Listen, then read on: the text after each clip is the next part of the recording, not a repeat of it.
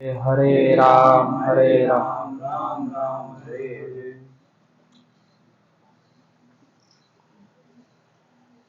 श्री श्री गुरु गौरांगौ जयतः। वन्देऽहं श्रीगुरोः श्रीयुतपदकमलं श्रीगुरून् वैष्णवांश्च श्रीरूपं साग्रजातं सहगण रघुनाथान्वितं तं सजीवम् साद्वैतं सावधूतं परिजनसहितं कृष्णचैतन्यदेवं श्रीराधाकृष्णपादान् सहगणललिता श्रीविशाखान्वितांश्च जयतां सुरतौ वङ्गोर्मम मन्दमतेर्गति मत्सर्वस्वपदाम्भोजौ राधामदनमोहनौ देव्यद्वृन्दारण्यकल्पद्रुमाधः श्रीमद्रत्नागारसिंहासनस्थौ श्रीराधा श्रीलगोविन्ददेवौ प्रेष्ठालीभिः सेव्यमानौ स्मरामि। श्रीमान् रासरसारम्भी वंशीवटतटस्थितः कर्षन् वेणुस्वनैर्गोपीर्गोपीनाथः श्रियेस्तु नः गोपीनाथः श्रियेस्तु नः।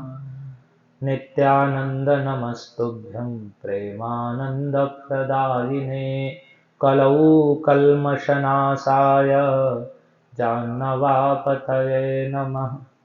नमो महावदान्याय कृष्णप्रेमप्रदायते कृष्णाय कृष्णचैतन्यनाम्ने गौरत्विषे नमः। कथञ्चन स्मृते यस्मिन् दुष्करं सुकरं भवेत् विस्मृते विपरीतं स्यात् श्रीचैतन्यपमुं भजे।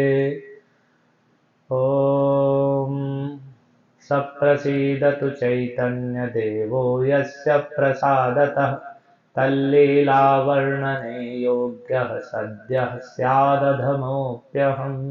जय श्रीकृष्ण चैतन्य प्रभु नित्यानन्द श्री अद्वैत गदाधर श्रीवासादि गौरभक्तवृन्द।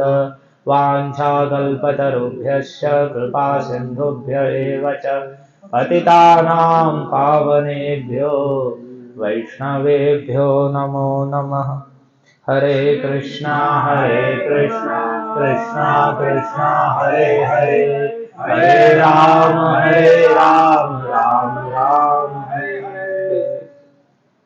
ॐ नमो भगवते श्रीकृष्ण चैतन्य चन्द्राय। ॐ नमो भगवते श्रीकृष्ण चैतन्य चन्द्राय। ॐ नमो भगवते श्रीकृष्ण चैतन्य चन्द्राय। ॐ नमो भगवते श्रीकृष्ण चैतन्य चन्द्राय। ॐ नमो भगवते श्रीकृष्ण चैतन्य चन्द्राय। ॐ नमो भगवते श्रीकृष्ण चैतन्य चन्द्राय। सभी बोलिए। भाग्यवंत दिग्विजयी सफल जीवन विद्या बले पाइल महा प्रभुर चरण। भाग्यवंत दिग्विजयी सफल जीवन भाग्यवंत दिग्विजयी सफल जीवन भाग्यवंत दिग्विजयी सफल जीवन भाग्यवंत दिग्विजयी सफल जीवन विद्या बले पाइल महाप्रभुर चरण विद्या बले पाइल महाप्रभुर चरण विद्या बले पाइल महाप्रभुर चरण विद्या बले पाइल महाप्रभुर चरण। इसका अर्थ है कि वह दिग्विजयी पंडित बड़े भाग्यवान हैं, उनका जीवन सफल है जिन्होंने विद्या के बल से भगवान चैतन्य महाप्रभु के चरण कमलों को प्राप्त कर लिया। विद्या के बल से भगवान को प्राप्त कर लिया उन्होंने। तो हम कल कथा सुन रहे थे भगवान के किस प्रकार से जब बंग देश में घूमने के लिए गए और उसके बाद श्री लक्ष्मी प्रिया जी का देहावसान हुआ और उसके बाद फिर उन्होंने माता जी को उपदेश किया और उनका दुख विमोचन किया और फिर शिष्यों के साथ पुनः विद्या विलास करने लगे। तो उसमें ही तवे तक करील प्रभु दिग्विजयी जय, उन्होंने दिग्विजयी पंडित जो दिशाओं को जीतते हुए आ रहे थे उनको जय किया। उन पंडित के विषय में कल हमने सुना कि किस प्रकार से वे उनका अपूर्व पांडित्य था और सभी राज्य और सभी देशों को जीतते हुए वे आ रहे थे और नवद्वीप की बड़ी ख्याति थी विद्या अध्ययन के विषय में। तो और बड़े बड़े भट्टाचार्य और विद्वान नवद्वीप में निवास करते थे। तो यही जानकर वे नवद्वीप में आए और उन्होंने कहा कि कोई भी जो भी हैं वो मुझसे शास्त्रार्थ करें और यदि नहीं कर सकते हैं तो जय पत्र दे दें, लिख कर दे दें कि हम इनके द्वारा परास्त होना स्वीकार करते हैं, हम इनसे शास्त्रार्थ करने में सक्षम नहीं हैं। तो इस प्रकार से उन्होंने ये बात कही और फिर भगवान के शिष्यों ने जाकर निमाई पंडित भगवान गौरहरि से कहा कि ऐसे ऐसे एक दिग्विजयी पंडित आए हैं और सभी भट्टाचार्य लोग बड़े चिंतित हैं कि कौन उनसे जाकर शास्त्रार्थ करेगा, कौन उनसे टक्कर लेगा। तो वहां पर भगवान चैतन्य महाप्रभु ने कहा कि देखो मैं तुम्हें एक तत्व की बात बताता हूँ कि जो ईश्वर हैं, श्री भगवान है, वे किसी का अहंकार सहन नहीं करते हैं और अहंकार को किसी भी प्रकार से वो नष्ट कर ही देते हैं। तो वैसे ही उनका भी विद्या का अहंकार दूर कर देंगे ईश्वर। तो वे ईश्वर स्वयं भगवान ही बोल रहे हैं, वे ही दूर करेंगे। तो उसी विषय में बताते हैं, एते के ताहार जत विद्या अहंकार देखी वे एथाई सब हरि वे संहार। देखो इस प्रकार से उनका जितना भी विद्या का अहंकार है तुम देखना सब वह यहाँ सब संहार हो जाएगा, नष्ट हो जाएगा। ये हम कथा आज की लंबी कथा है और चैतन्य भागवत और श्री चैतन्य चरितामृत दोनों के माध्यम से सुनेंगे। एत बलि हासी प्रभु शिष्य गण संगे, संध्या काले गंगा तीरे आइले न रंगे। ऐसा कहकर कि उनका सारा अहंकार दूर हो जाएगा। भगवान हंसे और संध्या के समय अपने शिष्यों के साथ गंगा जी के तट पर आ गए, आनंदमयी क्रीड़ा करते हुए। गंगा जल स्पर्श करी गंगा नमस्करी, वसीलेन शिष्य संगे गौरांग श्री हरि। अब उस दृश्य की भावना कीजिए कि भगवान गौर हरि गंगा के तट पर गए हैं, उन्होंने गंगा जी को स्पर्श किया, जल का स्पर्श किया और गंगा जी को नमस्कार किया और शिष्यों के साथ में गौरांग जो कि साक्षात श्री हरि हैं वे बैठ गए, गंगा जी के तट पर ही बैठ गए। और अनेक मंडली हैया सर्व शिष्य गण, बसिलेन चतुर्दिके परम शोभन। अनेक मंडलियां बनाकर चारों दिशाओं से शिष्य उन्हें घेर कर बैठ गए और बड़ा ही शोभा हो रही थी, परम शोभन, परम शोभा हो रही थी। और धर्म कथा शास्त्र कथा अशेष कौतुके, गंगा तीरे वसिया आछेन प्रभु सुखे। और वहां पर धर्म कथा और शास्त्री कथा संपूर्ण कौतुक के साथ, कौतूहलता के साथ हो रही थी और गंगा के तट पर भगवान श्री गौरांग महाप्रभु सुख पूर्वक बैठे हुए थे। तो काहारे न करी मने भावे न ईश्वरे, दिग्विजयी जिनिवाऊं के वन प्रकारे। ये हमने कल सुना था कि भगवान वहां विचार करने लगे कि इस दिग्विजय पंडित को मैं किस प्रकार जय करूं। यदि मैं सभा के बीच में जय करता हूं तो मृत प्राय हो जाएगा और फिर इसका कुछ भी सम्मान नहीं बचेगा और मृत्यु तुल्य इसे कष्ट होगा और सब लोग इसका धन लूट लिया जाएगा और ये शोक में आखिर मृत्यु को प्राप्त हो जाएंगे। तो मैं ऐसा करता हूं, दुख ना पाई वे विप्र गर्व हई वे छया, विरले से करे दिग्विजयी जया। कि ये विप्र जो है दुख ना पाए, दुख ना पाई वे विप्र गर्व हई छया, इसे दुख भी ना हो और इसका जो गर्व है, अहंकार है, वो भी क्षय हो जाए, नष्ट हो जाए। इसलिए मैं एकांत में इस दिग्विजय को जय करूंगा। ऐसा करके भगवान वहां उन्होंने गंगा जी के तट पर विचार किया और बड़ा ही सुंदर दृश्य है। उसी समय क्या हुआ, ज्योत्स्नावती, ये चैतन्य चरितामृत। ज्योत्स्नावती रात्रि प्रभु शिष्य गण संगे, वसिया छेन गंगा तीरे विद्यारभ प्रसंगे। कि ज्योत्स्नावती रात्रि थी, बिल्कुल चंद्रमा की चंद्रिका छिटक रही थी, गंगा जी का पावन तट, बड़ा ही सुंदर निर्मल धारा बह रही है, और भगवान स्वयं गौरचंद्र, जिनके दिव्य प्राकृत शरीर की स्वर्ण दिदीप्यमान स्वर्ण के समान सुंदर आभा है, वे गौरचंद्र शिष्यों से घिरे हुए बैठे हैं। उसी प्रकार से जैसे आकाश में तारों से घिरे हुए चंद्रमा सुशोभित हो रहे हैं, तो यहाँ पर स्वयं भगवान गौरचंद्र अपने शिष्यगण रूपी तारों से घिरे हुए सुशोभित हो रहे हैं। अतिशय परम शोभा हो रही है, और विद्या का प्रसंग चल रहा है, अनेक प्रकार की शास्त्र कथा और धर्म कथा की वार्ता हो रही है। तो उसी समय दिग्विजयी निशाए आइला से स्थान, यही समय हो रहा था, ऐसी रात्रि का समय था, और उसी समय वे दिग्विजयी पंडित निशा के समय उसी स्थान पर आए। परम निर्मल निशा पूर्ण चंद्रवती, की वा शोभा हैया आछे न भागीरथी। यहाँ पर चैतन्य भागवत में श्रील वृंदावन दास ठाकुर वर्णन करते हुए कहते हैं, वह निशा परम निर्मल थी और पूर्ण चंद्रवती, पूर्ण चंद्रमा खिले हुए थे, चंद्रमा पूर्ण रूप से निकले हुए थे, ऐसा लग मानो पूर्णिमा का ही दिन है, ऐसी अवस्था थी, और पूर्ण चंद्रवती थी और सुंदर। किवा शोभा हैया आछेन भागीरथी, और गंगा जी की क्या ही अद्भुत शोभा हो रही थी उस निर्मल चंद्रिका के समय, मनोहर शोभा थी गंगा जी की। शिष्य संगे गंगा तीरे आछेन ईश्वर, अनंत ब्रह्मांडे रूप सर्व मनोहर। यहाँ साक्षात वृंदावन दास ठाकुर कह रहे हैं कि जो परमेश्वर हैं वे श्री कृष्ण चैतन्य गंगा जी के तट पर अपने शिष्यों के साथ बैठे हुए थे, और अनंत ब्रह्मांड रूप सर्व मनोहर, अनंत ब्रह्मांड में सभी के मन को हरने वाला उनका परम सुंदर रूप है।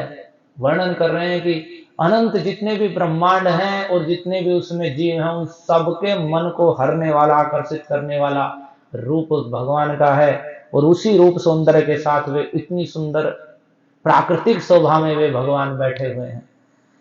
तो हास्य युक्त श्री चंद्र वदन अनुक्षण, निरंतर दिव्य दृष्टि दुई श्री नयन। उनका जो श्री मुख चंद्र है, भगवान एक तो चंद्र आकाश में निकला हुआ है और स्वयं गौर चंद्र है, और उनका मुख भी चंद्र वदन है जो अनुक्षण हास्य से युक्त है, निरंतर उस पर धीमी और मंद मुस्कान है, प्रसन्नता खिली हुई है। जैसे प्रफुल्लित कमल रहता है, ऐसे ही जैसे चंद्रमा पूर्ण रूप से चमक रहा है, अपनी पूर्ण कांति का विस्तार कर रहा है, वैसे ही भगवान गौर चंद्र का जो वदन चंद्र है, मुख चंद्र है, वह हास्य से युक्त है, और निरंतर दिव्य दृष्टि श्री दुई श्री नयन। उनके श्री नयन अतिशय दीर्घ कमलाकृति, कमल पत्र की भांति दीर्घ जो नयन है, वे निरंतर मानो अपनी जो दिव्य दृष्टि है सभी पर डाल रहे हैं। मुक्ता जी ने श्री दसन अरुण अधर, दयामय सुकुमल सर्व कलेवर। उनके जो श्री दसन है, यहाँ हर भगवान के एक एक जो अंग हैं उनके लिए श्री पहले लगा रहे हैं, क्योंकि उनकी अतिशय शोभा है। भगवान के विषय में जो भी अंग या जो भी भगवान के अंग प्रत्यंग है, उनके और जब नाम उच्चारण किया जाता है तो या तो कमल लगता है, हस्त कमल, मुख कमल, और नहीं तो श्री लगा के ही उसका उच्चारण होता है कि भगवान के श्री हस्त, श्री मुख और श्री नेत्र। तो यहाँ पर ऐसे ही कह रहे हैं कि उनके जो श्री दसन है, यानी उनके दंत हैं, वे अतिशय शोभा से मुक्त है, मानो मुक्तामणि चमक रही है, ऐसे सुंदर। जैसे ही हंसते हैं भगवान, हास्य युक्त उन शिष्यों के साथ हास्य पूर्ण वार्तालाप कर रहे हैं, तो जैसे ही हंसते हैं तो वे चमक उठते हैं भगवान के श्री दंत। अरुण अधर, और मुख तो अरुण, बिल्कुल आपने सुना जन्म के समय ही जो महापुरुष के लक्षण है उनमें अरुण ओष्ठ अधर होते हैं, लाल रंग लालिमा से युक्त होते हैं, ऐसे अद्भुत लालिमा से युक्त उनके अधर ओष्ठ हैं, और दया से पूर्ण, मानो सभी जीवों पर दया करने के लिए तैयार हैं, बिल्कुल ऐसा उनका सुकोमल, अतिशय कोमल सुंदर दिव्य श्री विग्रह है या कलेवर है, जो उनका शरीर है वह सुकोमल है और दयामय है, दया से परिपूर्ण है सभी जीवों के उद्धार के लिए। और श्री मस्तके सुवलित चाचर श्रीकेश, उनके श्री मस्तक पर सुंदर घुंघराले केस आए हुए हैं। जो भगवान के केस हैं, बाल हैं, वे घुंघराले हैं और कुछ मस्तक पर भी आए हुए हैं। और सिंह ग्रीव गजस्कंध विलक्षण वेश, और उनकी ग्रीवा सिंह के समान है। भगवान बैठे हुए हैं तो गर्दन झुकी हुई या वैसे नहीं है, बिल्कुल देख के ही मानो सिंह की गर्दन के समान उनका उठा हुआ सिर है। और गज स्कंध, हाथी के समान विशाल स्कंध हैं। और विलक्षण अद्भुत उनकी वेशभूषा है, जो और सब से बिल्कुल अलग है। ऐसा उनके रूप सुंदर का वर्णन कर रहे हैं। स्वप्न सुप्रकांड श्री विग्रह सुंदर हृदय, यज्ञ सूत्र रूपे तहि अनंत विजय। और उनका जो श्री विग्रह है, भगवान ऐसे नहीं है कि छोटे से हैं, 13-14 वर्ष के हैं तो बड़े छोटे बच्चे होंगे। करे सुप्रकांड श्री विग्रह है, उनका शरीर विशाल है। और सुंदर हृदय, जो वक्ष स्थल है बड़ा ही सुंदर मनोहर है, जिस पर यज्ञ सूत्र जनेऊ यज्ञोपवित्र शोभा पा रहा है। और उस यज्ञोपवित्र के रूप में जिन पर भगवान शयन करते हैं, वे अनंत अनंत शेष ही मानो यज्ञोपवित्र के रूप में उनके दिव्य श्री विग्रह पर विराजमान है। और उनके श्री ललाट पर ऊर्ध्व पुंड्र, ये जो हम तिलक लगाते हैं ऐसे दो, इसका नाम होता है ऊर्ध्व पुंड्र। इसे स्वयं भगवान लगाते हैं ऐसा ही तिलक, ये तभी लगाया जाता है भक्त लोग। तो उनके मस्तक पर ऊर्ध्व पुंड्र पुंड्र सुंदर तिलक जो मनोहर है, आकर्षित कर रहा है मन को, वह श्री ललाट पर, हर शब्द में श्री ललाट, श्री हस्त, श्री विग्रह, इस प्रकार से वर्णन हो रहा है। तो उनका जो श्री ललाट है उस पर सुंदर ऊर्ध्व पुंड्र का तिलक अतिशय मनोहर जान पड़ता है। और घुटनों तक लंबी, घुटनों पर्यंत लंबी उनकी दो सुंदर श्री भुजाएं हैं। योग पट्ट छांदे वस्त्र करी या बंधन, और वस्त्र को उन्होंने योग पट्ट की भांति पहन रखा है। वाम उरु माझे थुई दक्षिण चरण, और वाम जंघा पर वे अपना दक्षिण चरण इस प्रकार से धर कर बैठे हैं। ये वृंदावन दास ठाकुर भगवान के अतिशय प्रिय भक्त हैं। और जो भगवान की कृपा पात्र है नारायणी देवी, जो श्रीवास पंडित के यहाँ पर थी, उनके ही संबंध में थी, तो उनके ही ये पुत्र हैं वृंदावन दास ठाकुर। और भगवान के अतिशय, नित्यानंद प्रभु के अतिशय कृपा पात्र हैं और भगवान की लीला का साक्षात वर्णन कर रहे हैं। सुनने से ही, पढ़ने से ही लग रहा है कि कैसा है कि वे अपने वाम उरु यानी वाम जंघा के बीच में अपना दक्षिण चरण करके बैठे हुए हैं। और करिते आछेन प्रभु शास्त्र व्याख्यान, हय नय करे न प्रमाण। और ऐसे हंसते हुए आपने एक एक अंग का वर्णन सुना। दीर्घ सुंदर कमल नेत्र हैं, मुखमंडल प्रसन्नता से, हास्य से युक्त है, घुंघराले केस हैं, चंद्रमा की चांदनी तो उस प्रभावित छिटक रही है। पास में भागीरथी गंगा जी की निर्मल धारा प्रवाहित है। और शिष्य गण घेरे हुए बैठे हैं।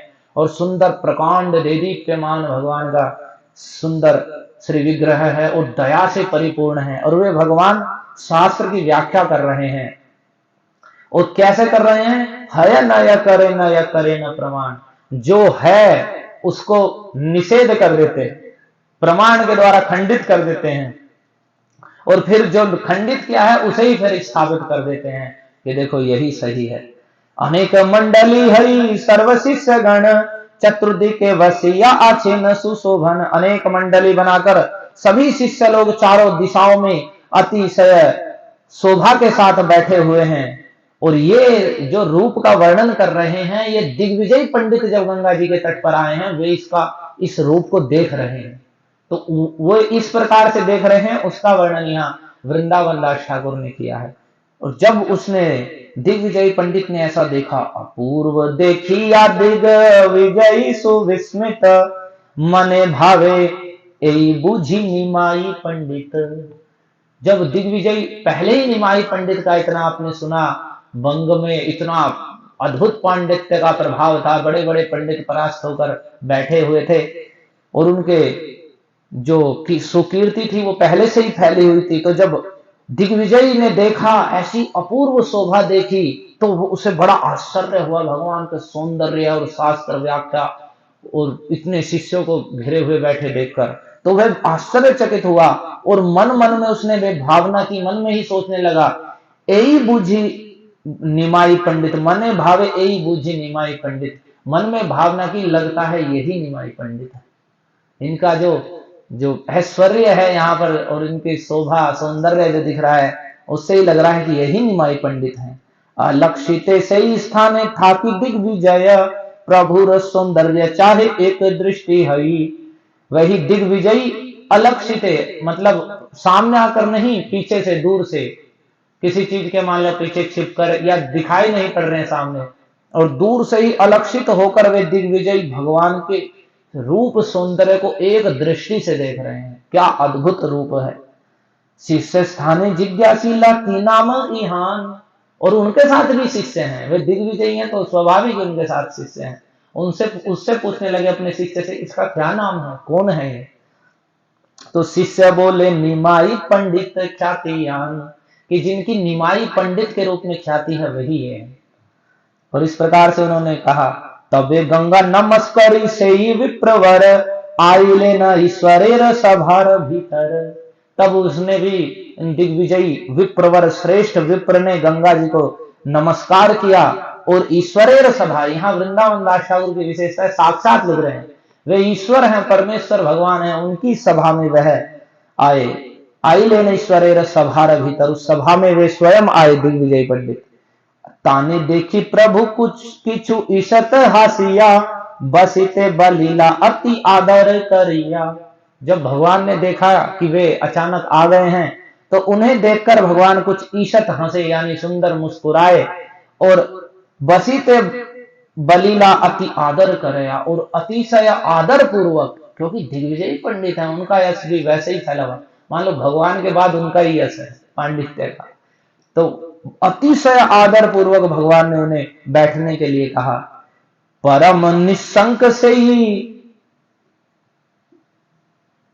यहां पर कृष्णदास कविराज गोस्वामी भी इसी प्रकार से वर्णन कर रहे हैं कि जब ज्योत्सनावती रात्रि के समय प्रभु शिष्य संक्षेप में है, शिष्यों के साथ में बैठे हुए हैं, तो हेन काले दिग्विजयी तहां ही आईला, गंगा रे वंदन करी प्रभु रे मिलीला। उसी समय दिग्विजयी उसी स्थान पर आए और गंगा जी की वंदना करके प्रभु से मिले। यहाँ पर कृष्णदास कविराज गोस्वामी प्रभु शब्द प्रयोग कर रहे हैं, और यहाँ कह रहे हैं ईश्वर की सभा में आए, साक्षात ईश्वर बैठे हैं, वृंदावन दास ठाकुर ऐसा वर्णन कर रहे हैं। और बसाइल तारे प्रभु आदर करिया, दिग्विजयी कहे मन अवज्ञा करिया। और यहाँ एक ही लाइन में बता रहे हैं कि बसाई लेना प्रभु आदर करिया, आदर करके भगवान ने उनको बैठाया। तो ऐसे ही यहां जब उन्होंने बैठा दिया, बैठने के लिए कहा, तो यहां पर चैतन्य भागवत में वर्णन है, परम निशंक से दिग्विजयी यार, तब प्रभु देखिया साध्वस है लकार। जबकि वे दिग्विजयी पंडित हैं, बड़े बड़े पंडितों को परास्त कर चुके हैं, उनके सामने आने पर भी लोग डरते हैं। बड़े बड़े भट्टाचार्य लोग, नवद्वीप के भट्टाचार्य लोग सामने नहीं आना चाह रहे थे, लेकिन ऐसे निशंक थे, किसी के सामने उन्हें बैठने में, वार्तालाप में कोई शंका, कोई झिझक नहीं थी। लेकिन वह भी जब भगवान के सामने बैठे, तब प्रभु देखिया साध्वस है लकार, उनके मन में थोड़ा थोड़ा भय का उत्पन्न हो गया। यानी जो निशंकता थी, कोई भय नहीं है, निडर होकर सामने बैठना, केवल उनके सामने बैठने से, उनका प्रभाव देखने से मन में कुछ भय, कुछ झिझक अपने आप आ गई। तो यहां पर कह रहे हैं, ईश्वर स्वभाव शक्ति यही मत है, देखिते ही मात्रता ने साध्वस जन्मय। ये ईश्वर के स्वाभाविक जो शक्ति है वो इसी प्रकार की है, उन्हें देखने मात्र से ही, चाहे कोई कितना भी बल का या किसी चीज का कितना ही घमंड हो, वो सामने आते ही उसे अपने आप ही हृदय में भय उत्पन्न हो जाता है। जैसे कंस कितना बलवान था, केवल नाम सुन के कि कृष्ण है और ये असुर मार दिए हैं, तो उसे पहले ही भय उत्पन्न था। और जब वहां भगवान ने वे चाणूर मुष्टि को, उसके पहलवानों को वहां रंग मंच पर मार दिया, मथुरा में जो उसने आयोजन किया था, तो कंस को बड़ा भय हुआ और भय के कारण वह बड़बड़ाने लगा था कि मार दो इन्हें, पकड़ लो, क्योंकि कोई भी उसका साथ देने के लिए भी तैयार नहीं था। तो ईश्वर के स्वाभाविक शक्ति ऐसी है, सामने आती ही अपने आप हृदय में भय या झिझक या डर अपने आप उदित होता है। तो इतना निशंक दिग्विजयी पंडित भी भगवान के सामने बैठने मात्र से उसके हृदय में भय उत्पन्न हो रहा था। सात पांच कथा प्रभु कही विप्र संगे, जिज्ञासी के तारे किछु आरंभिला रंगे। और भगवान ने उन विप्र के साथ में पांच सात कथा कही, यानी कुछ वार्तालाप किया, थोड़ी दो चार बातें की। और जिज्ञासी के तारे किछु आरंभिला रंगे, और बड़े रंग से, बड़े आनंद से और क्रीड़ा खेल करते हुए मानो उन्होंने उनसे कुछ जिज्ञासा आरंभ की, कुछ पूछना आरंभ किया। निमाई पंडित भगवान चैतन्य महाप्रभु ने, प्रभु कहे तोमार कवित्वेर नाही सीमा, हिन नाही जहा तुमी ना कर वर्णना। प्रभु कहने लगे कि आपके कवित्व की, जो कवित्व है, कविता करने की, संस्कृत में कविताएं और छंद रचना करने की जो उसकी कोई सीमा नहीं है, ऐसी कोई चीज नहीं है जिसका तुम वर्णन नहीं कर सकते कवित्व के द्वारा। आप स्वयं समझ सकते हैं ना कितने बड़े पंडित होंगे जो भगवान से वार्तालाप कर रहे हैं और भगवान भी प्रशंसा कर रहे हैं। गंगार महिमा किछु करह पठन, सुनिया सवार हउक पाप विमोचन। आपके कवित्व की तो सीमा ही नहीं है, ऐसी कोई वस्तु नहीं है जिसका आप वर्णन नहीं कर सकते। तो आप कुछ गंगा जी की महिमा का पाठ करिए। गंगा जी पास में ही बह रही हैं, तो अद्भुत महिमा गंगा जी की है, कल आपने सुनी भी। तो अद्भुत महिमा है, तो कुछ गंगा जी की महिमा का पाठ करिए, जिसके सुनने से, देखो कह रहे हैं सुनिया सवार हउक पाप विमोचन। इतने सब यहाँ शिष्यगण बैठे हुए हैं, तो इस सबका पाप दूर होंगे। आप गंगा जी की महिमा का वर्णन करिए। सुनी से दिग्विजयी प्रभुर वचन, से क्षण करिवारे लागिला वर्णन। और महाप्रभु के वचन सुनकर वे दिग्विजयी उस समय वर्णन करने लगे। इससे पहले कि यहाँ कुछ वार्तालाप है जो कृष्णदास कविराज गोस्वामी वर्णन कर रहे हैं, कि जब उनके पास बैठ गए और 5-7 जो कथा इन्होंने कहा, 5-7 कथा हुई, 2-4 बातें हुई, तो उसका ही वर्णन करते हुए कह रहे हैं कि बसाई ल तारे प्रभु आदर करिया। आदर करके जब गौरांग महाप्रभु ने उन्हें बैठाया, दिग्विजयी कहे मने अवज्ञा करिया। तो वे दिग्विजयी तो थे ही, अहंकार तो था ही, इसमें कुछ भय तो उत्पन्न हुआ, फिर भी अवज्ञा करते हुए, कुछ कहते अवज्ञा करते हुए, क्योंकि निमाई पंडित हैं, व्याकरण के आचार्य के रूप में प्रसिद्ध है। और व्याकरण जबकि इतना कठिन है, लेकिन फिर भी उसे बाल्य शास्त्र कहा गया है विद्वानों के द्वारा, क्योंकि उसके द्वारा तो संस्कृत साहित्य में प्रवेश मात्र होता है, लेकिन इतना कठिन विषय भी बाल्य शास्त्र के रूप में कहा गया है। तो उसे ही वहां वो दिग्विजय कहते, कुछ अवज्ञा करते हुए मन ही मन में, व्याकरण पढ़ा है निमाई पंडित तुम्हारा नाम, बाल्य शास्त्र लोक तुम्हार कहे गुण ग्राम। कि तुम व्याकरण पढ़ाते हो, निमाई पंडित तुम्हारा नाम है, और बाल्य शास्त्र में, मतलब उपेक्षा, अवज्ञा करते हुए, वे तो पंडित हैं, अनेक अलंकार और अनेक प्रकार के शास्त्रों के ज्ञाता हैं, साहित्य के ज्ञाता हैं। तो यहाँ तो इसलिए उनकी अवज्ञा करते हुए कहते हैं, तुम बाल्य शास्त्र पढ़ाते हो, ये तो इस बाल्य शास्त्र में तुम्हारे जो संपूर्ण लोग हैं तुम्हारे गुण समूह का कीर्तन करते हैं कि बहुत अच्छे तुम व्याकरण के ज्ञाता हो। और सुनी लू फाकीते तुम्हारे शिष्य संलाप, प्रभु कहे व्याकरण। और कहने लगे, और व्याकरण के मध्य भी मैंने जाना है कि तुम कलाप व्याकरण पढ़ाते हो। व्याकरण भी कई प्रकार की है, उसमें एक कलाप व्याकरण है। तो कह रहे कलाप व्याकरण पढ़ाते हो। और सुनी लो फांकी ते तुम्हारे शिष्य संलाप, और मैंने फांकी में, यानी जो प्रश्नोत्तर करते हैं हम कि ये बताओ और ये सही है कि ये गलत है, तो इस प्रकार की फांकी से मैंने तुम्हारे आपस में शिष्यों का वार्तालाप सुना है, प्रश्नोत्तर, आपस में पूछताछ, एक दूसरे से चर्चा करना, ये मैंने सुना है। प्रभु कहे व्याकरण पढ़ाई अभिमान करी, शिष्य ते न बूझे आमी बुझाई ते नारी। देखो भगवान कैसी विनम्रता का और कितनी अपनी उसका प्रकाश कर रहे हैं कि मैं व्याकरण तो पढ़ाता हूं अभिमान पूर्वक, लेकिन शिष्यों को समझ में नहीं आता और मैं भी इन्हें समझा नहीं पाता हूं। व्याकरण पढ़ाई अभिमान करी, मैं अभिमान पूर्वक व्याकरण पढ़ाता हूं कि मैं बहुत अच्छा जाता हूं, लेकिन शिष्यों को समझ में भी नहीं आता और मैं भी उन्हें बुझाई तेनारी, मैं भी उन्हें समझा नहीं पाता हूं। कहा तुम्ही, और प्रशंसा करते हुए मानो उसके और गर्व को बढ़ा रहे हैं, कह रहे कहा तुम्ही सर्वशास्त्रे कवित्व प्रवीण, कहा आमी सबे शिशु पढ़वा नवीन। कि कहा तो सर्व शास्त्रों में और कवित्व में तुम परम प्रवीण हो, दक्ष हो, और कहा मैं नया पढ़ने वाला पढ़वा हूं, छोटा सा विद्यार्थी हूं।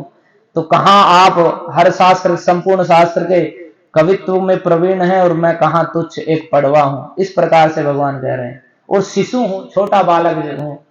और इस प्रकार जब भगवान ने कहा, तुम्हारे कवित्व किछु सुनीते है या मन, कृपा करी कर यदि गंगार वर्णन, कि तुम्हारा कवित्व सुनने का, आप तो सर्व शास्त्र में और कवित्व में प्रवीण है, मैं तो शिशु हूं, एक बच्चा ही हूं, नया नया पढ़वा हूं। तो आपका कवित्व सुनने की हमारे मन में बड़ी इच्छा है।